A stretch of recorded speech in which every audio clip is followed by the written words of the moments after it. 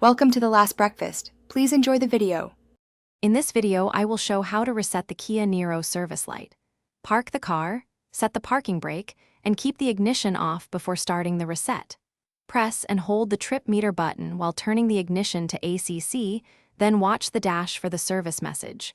Release the button when the message flashes or zeroes out. Start the engine to confirm the service light is cleared and everything looks normal. If the simple reset does not work, try these instrument cluster tips to help. Use the trip and mode buttons on the wheel or cluster to access the reset menu, and press firmly when switching modes.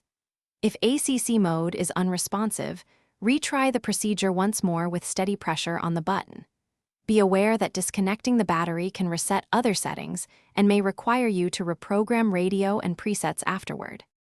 When the service light keeps returning, troubleshooting is important to avoid repeat resets.